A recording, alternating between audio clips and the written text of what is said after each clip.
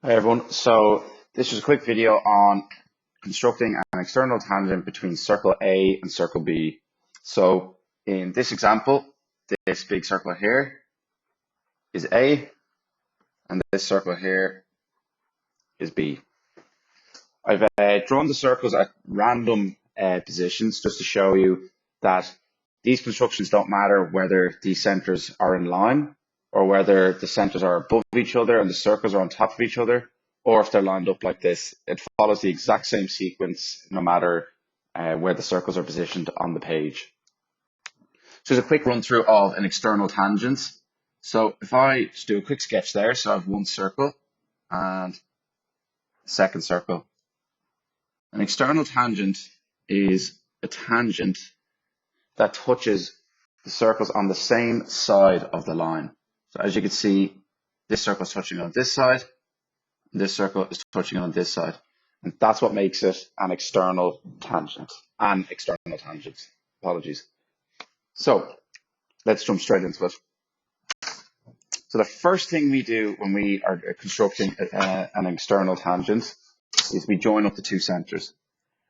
So this is exactly like the previous video I've done on constructing a tangent from an external point.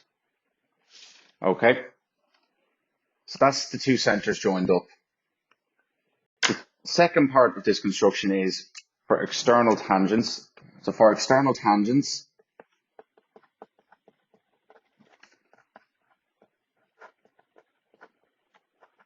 we subtract the two radiuses or radii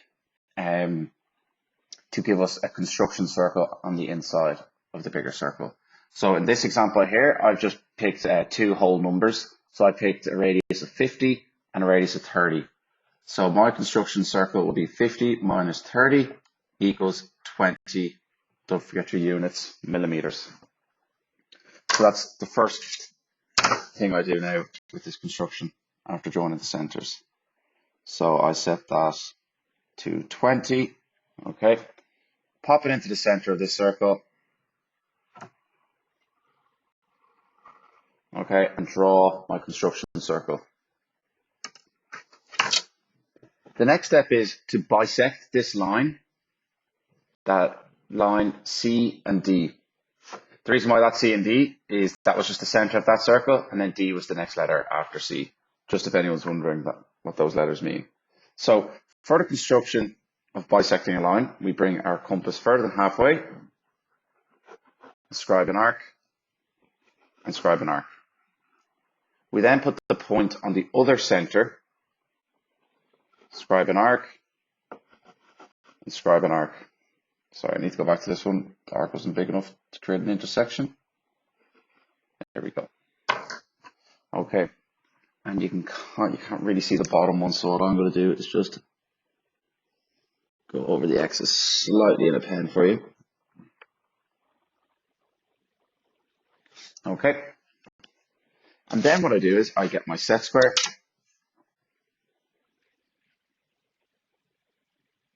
And I line up. And now I've split line CD in half. So that is part two of the construction complete. The next thing I do is I draw an arc from the center part. I'll just label this point E. Okay, because E is after D. So from point E, you place your compass on point C. Okay, and then that should line up over to point D, which it does. Okay, and then what I do is I draw an arc. So with that arc now, I have an intersection with my construction circle, and that is here. Okay, and I'm going to call that point F because it's after E. So now the point F is drawn. Sorry, I'm actually going to go over that just so you can see the arc a little bit better. But I think you get the picture though, because it was with my compass.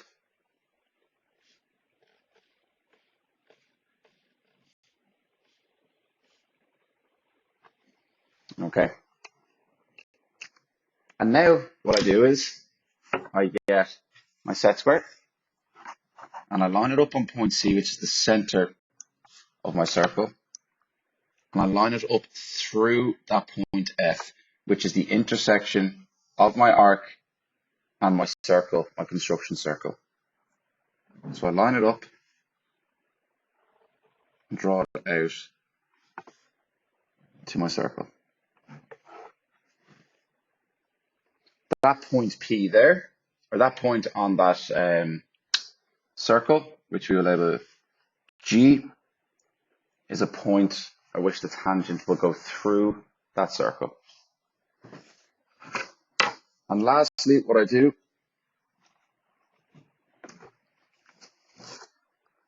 is I use a sliding set square to get the other point on circle B. So this is just as I ran through before. I line up my set square and get the angle of that line, and then I use my other set square to act as a T-square. So that's holding it in place. Up here, it's holding it in place. And now all I have to do is just slide my set square down, pop it on point D, and bring my line out.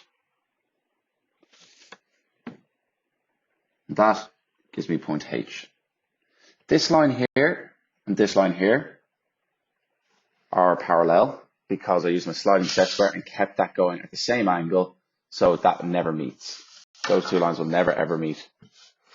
And that is the construction complete. And all I need to do now is to line up my 2 points and draw my tangent.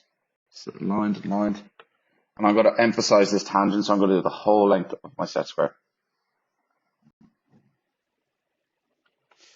And there is my tangent going, my external tangent going through my two circles.